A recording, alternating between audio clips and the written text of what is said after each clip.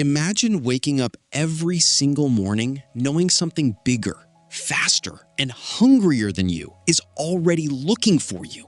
No walls, no weapons, no warning. Just survival or death. This was real life for animals that walked this earth millions of years ago. And here's the part that should blow your mind. Most of them actually made it. They survived creatures so terrifying, modern predators look like house pets by comparison. So how did they do it? What tricks, tools, and instincts kept prey animals alive in a world designed to kill them? That answer is stranger and smarter than anything you'd expect. To understand how ancient animals survived, you first have to understand just how dangerous their world actually was.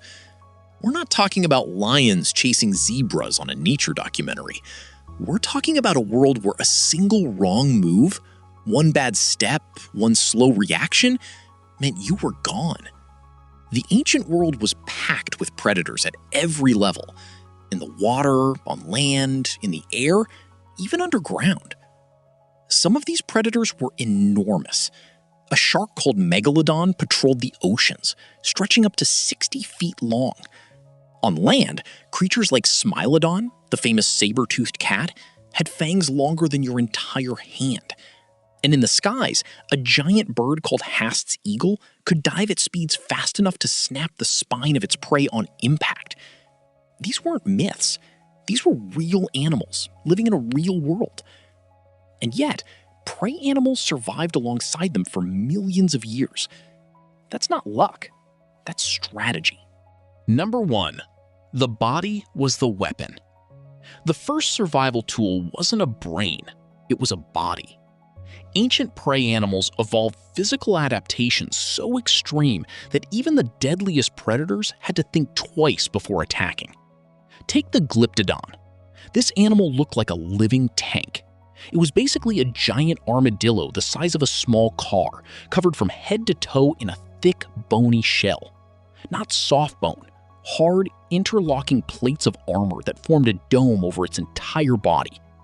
Scientists have found Glyptodon shells with bite marks on them, marks from giant predators that tried and failed to break through. Imagine being a predator. You're hungry. You spot this thing waddling across the ground. You attack, and your teeth just bounce off. You don't try that again. But armor wasn't the only physical trick. Some animals went the opposite direction. Instead of becoming harder to eat, they became harder to catch. The ancient horse, a small early species called Eohippus, had legs built for speed. Not power, not fighting, just pure, flat-out running. It was roughly the size of a dog, and it survived in open environments where speed was the only currency that mattered. Run faster than the thing chasing you. Simple. Effective. Other animals developed horns, spikes, thick hides, and even toxic skin. The variety of physical defenses in the ancient world was incredible, because it had to be. Hold on. Before we go further, here's something most people never think about. The animals that survived weren't always the strongest ones. Sometimes the weakest-looking animal had the most brutal defense.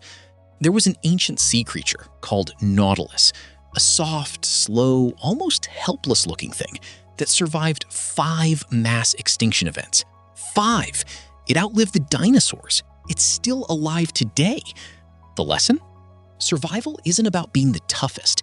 It's about being the hardest to kill. Now, back to the ancient world. Number 2. The power of the herd. One animal running from a predator is lunch. 1,000 animals running? That's a problem. Ancient prey animals discovered something powerful early on. There is real, measurable safety in numbers, and they used it in ways that were surprisingly sophisticated.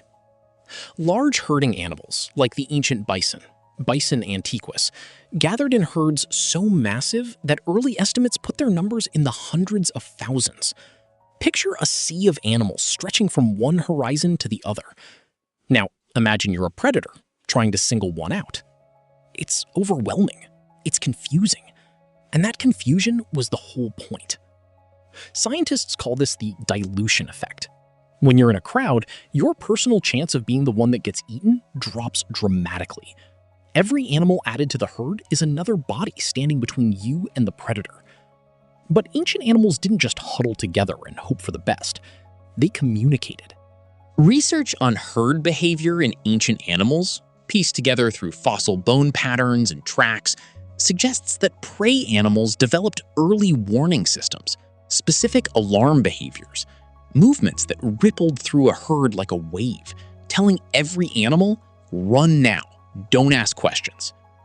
Even ancient elephants, ancestors of the modern ones, showed signs of coordinated group defense. When a predator threatened the herd, larger adults would form a protective ring around younger, smaller members. These weren't random acts. They were learned behaviors passed down through generations. The predator wasn't just fighting one animal, it was fighting a system. Quick side note, and this one is genuinely wild. There's a behavior observed in modern wildebeest herds that scientists believe goes back millions of years. It's called predator swamping. The entire herd gives birth within the same 2 to 3 week window. Thousands of calves born at once, so many that even the hungriest predators can't eat them all fast enough. They don't just survive predators, they mathematically overwhelm them. Think about that for a second. These animals figured out a numbers game that literally floods the predator's ability to hunt. Back to the main story, because it gets even more interesting. Not every ancient animal could grow armor or run in a herd of thousands. Some were small, some were slow, some were alone. So they used a different weapon, the brain. Well, not a brain exactly, more like instinct honed to perfection over millions of years of trial, error, and death. Camouflage is one of the oldest survival tricks on the planet, and in the ancient world, it was everywhere. Ancient insects fossilized in amber show patterns on their wings that mimicked leaves, bark, and even bird droppings. These aren't coincidences. These are evolutionary solutions to one of the most basic problems in nature. Don't be seen. Ancient fish developed countershading, dark on top, light on the bottom, so that predators looking down from above saw darkness matching the deep water, while predators looking up from below saw lightness matching the sky above. They were invisible from every angle. Some ancient reptiles likely used color-changing abilities similar to modern chameleons. While it's hard to confirm color from fossils alone, the skin structures found in some specimens suggest dynamic camouflage was a real and working survival tool long before modern animals used it. But here's where it gets clever. Some ancient animals didn't just hide, they lied. Mimicry, looking like something dangerous when you're actually harmless, showed up in the fossil record in insects as far back as the Permian period, over 250 million years ago. Ancient moths and beetles evolved to look like wasps. Ancient flies evolved patterns resembling bees. The predator sees what it thinks is a dangerous, stinging insect and moves on. The harmless little bug walks away alive, all because of a costume. Speaking of costumes, here's a fact that sounds made up, but absolutely isn't. There was an ancient insect from the Cretaceous period that evolved to look exactly like a toxic plant. Not just the color, the shape, the texture, the veins of a leaf. Scientists call it one of the most complete examples of mimicry ever found in the fossil record. This bug essentially became a plant to avoid being eaten. If that's not the most committed disguise in history, nothing is. All right, back on track. Here's something the ancient world got very good at, very fast. No pun intended. The relationship between predator and prey created what scientists call an evolutionary arms race. The predator gets faster. The prey gets faster. The predator develops better senses. The prey develops better instincts. Back and forth for millions of years. And the result was some of the most finely tuned survival machines the planet has ever produced. Ancient gazelle-like animals, proto-ungulates, developed eyes positioned on the sides of their heads, not the front like predators, the sides. This gave them nearly 360 degrees of vision. They could see what was coming from almost any direction without turning their head. Meanwhile, ancient prey animals developed hearing so sharp they could detect the low-frequency vibrations of a predator's footsteps through the ground before they ever saw or smelled it. Some ancient insects developed organs called tympanal membranes, basically ears, specifically tuned to the echolocation frequencies of bats. When a bat sent out a sonar pulse, the insect could detect it, fold its wings, and drop straight down out of the sky before the bat even knew it was there. Think about how specific that is. An ear designed exclusively to hear one predator, one particular sound, one escape plan. That's not random. That's millions of years of pressure pushing evolution to build a very specific tool. And then there's speed. The ancient pronghorn, a North American animal still alive today, can run at speeds of nearly 55 miles per hour. It can sustain that speed for miles. Scientists were puzzled for a long time because no predator alive today could chase it at those speeds. Then they looked at the fossil record. Turns out, the pronghorn evolved alongside now extinct American cheetahs and other fast predators from the Pleistocene epoch. Those predators are gone, but the pronghorn kept its speed anyway. It still runs like those predators are right behind it, because for most of its evolutionary history, they were. This next part is going to sound like something from a sci-fi movie. There was an ancient fish called Dunkleosteus, a predator, technically, but it gives us a window into how extreme the ancient world's arms race got. This fish had no teeth. Instead, its jaws were made of sharpened bone that self-sharpened every time it bit down, like built-in scissors that never went dull. The point? In an arms race, everyone is being upgraded. Predator and prey were locked in a design competition for millions of years, and both sides kept winning, which is exactly why survival never got easy. Keep watching, because the next section covers something that might surprise you. Not every survival strategy was about running or hiding. Some ancient animals had a third option, and it required nerves of steel. Playing dead, thanatosis, is a behavior that goes back further than most people realize. Ancient insects preserved in amber have been found in positions consistent with death-feigning behavior, legs tucked, body still, completely motionless. This works because many predators are triggered by movement. No movement, no trigger. The predator loses interest and walks away. But the really fascinating strategy? Knowing exactly when to stop running and turn around. Modern research on animals like Cape buffalo, musk oxen, and elephants has shown that prey animals don't always flee. Sometimes they charge. And the fossil record suggests this wasn't a modern invention. Ancient ceratopsian dinosaurs, the group that includes Triceratops, had horns and frills that scientists now believe were used in active defense against predators. Healed bite marks on Triceratops bones show evidence of encounters with Tyrannosaurus rex and survival. Not every Triceratops got eaten. Some of them fought back. Some of them won. There's even evidence of herding ceratopsians, groups that may have coordinated defensive formations, using their horns outward like a wall of spikes against attacking predators. Ancient prey wasn't always prey. Sometimes it was a fight. Here's a wild one. Scientists studying ancient trackways, fossilized footprints, found something unexpected in one site. A set of large sauropod dinosaur tracks, and running alongside them, smaller tracks, all moving in the same direction at the same speed. At first, it looked like a predator chasing prey, but the large sauropod tracks never changed pace, never scattered, never showed a panic response. The current theory? The smaller animals were juveniles, and the large sauropods were escorting them, protecting them. Parental defense behavior. In dinosaurs, 100 million years ago. The ancient world wasn't just brutal, it was complicated. Here's the part most people miss when they think about ancient survival. No animal survived alone. Survival in the ancient world wasn't just about what one animal could do. It was about the entire ecosystem working around it.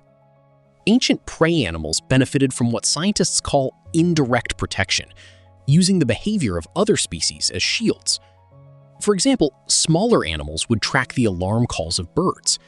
If the birds went silent suddenly, it meant a predator was near. The birds weren't trying to help, but the information was useful anyway. Ancient mammals living alongside dinosaurs were largely nocturnal. They moved at night, when many large predators were less active. They didn't outmuscle the predators. They simply avoided the hours when being found was most dangerous. Underground burrows, found in the fossil record going back hundreds of millions of years, gave small prey animals a sanctuary that larger predators physically could not access. Not every survival trick involved running or fighting. Sometimes it was just about having a door that was too small for the thing trying to eat you. And then there's the concept of ecological refuges, environments that certain prey animals retreated to where predators were less effective. Ancient hippo relatives stayed near deep water where land predators couldn't follow. Ancient deer-like animals moved into dense forests where larger, heavier predators couldn't maneuver. The environment itself was a tool. Knowing how to use it was the difference between life and death. Random but important. During the Permian-Triassic extinction event, the worst mass extinction in Earth's history, over 90% of marine species and 70% of land species were wiped out. And yet, some small, burrowing, nocturnal prey animals made it through. Not the big, powerful ones, the small ones, the ones that could hide underground and wait it out. The apocalypse came, and the survivors were the ones small enough to slip through the cracks, literally. This is where it gets really interesting. At some point in evolutionary history, instinct alone wasn't enough to keep pace with increasingly smart predators. Prey animals began developing what can only be described as problem-solving behavior. Ancient primates, early ancestors of modern monkeys and apes, developed social learning. They watched other members of their group get killed by certain predators and adjusted their behavior accordingly. They learned, they remembered, they taught. This is a form of cultural survival, passing information from one generation to the next without waiting for genetic evolution to catch up. Ancient elephants, based on their brain size and social structure, almost certainly shared information about predators, watering holes, and safe migration routes across generations. An older elephant that had survived an encounter with a smilodon or a pack of giant hyenas carried knowledge that could save younger members of the herd. In a very real sense, memory was a survival tool, and there's evidence that even ancient fish showed early learning behavior. Studies on modern fish species with ancient evolutionary origins show they can remember the smell of a predator they encountered, sometimes for months, and actively avoid areas associated with that smell. They're not just reacting, they're anticipating. The shift from reactive prey to intelligent survivor may be one of the most important transitions in the history of animal life on Earth. Stop for a second. Think about what this actually means. There were animals millions of years ago, before the dinosaurs were gone, before humans existed, that were already learning from experience, communicating danger to each other, and building what can only be called knowledge. Survival wasn't just physical, it was mental. And it started way, way earlier than most people assume. Most people imagine the ancient world as non-stop chaos, every second a battle, every moment a chase. The fossil record tells a different story. Yes, predation was constant. Yes, the dangers were real and enormous. But prey animals weren't spending every moment in active panic. Studies of ancient bone beds, sites where large numbers of animals died together, show that many prey animals lived long, relatively stable lives before their deaths. Bone analysis reveals healed wounds, old age indicators, and evidence of chronic disease in animals that clearly survived long enough to develop it. These animals weren't just barely surviving, they were living. They raised young, they migrated in seasonal patterns, they competed for mates, they got old. predators kept them sharp, but they didn't destroy them. In fact, there's a strong scientific argument that predators made prey animals better, stronger, faster, smarter. The constant pressure of being hunted is exactly what drove the incredible physical and behavioral complexity seen in ancient prey species. The deadliest predators in history didn't just kill, they shaped. They pushed prey animals to become some of the most sophisticated, adaptable, resilient creatures to ever exist on this planet. And the proof? You're looking at the descendants of those survivors right now, in every mammal, bird, reptile, and fish alive today. Every single one of them carries the genetic memory of millions of years of survival. So ancient animals survived through armor, speed, camouflage, herding, intelligence, and using the environment itself as a weapon. They ran, they hid, they fought, they outsmarted. And they passed every single one of those survival tools down through millions of years, until they reached the animals we know today. But here's the thing, and this is the part that doesn't get talked about nearly enough. Some of the most dangerous predators in ancient history weren't the biggest ones. They weren't the fastest. They weren't even the strongest. The most effective killers in Earth's history were the ones that hunted in ways their prey had never seen before and had no defense against. And when those predators appeared, entire species that had survived for millions of years were wiped out in what felt like an evolutionary blink. What made those predators so unstoppable? And which ancient prey animals actually found a way to survive even them, is a story that rewrites everything you think you know about who really ruled the ancient world.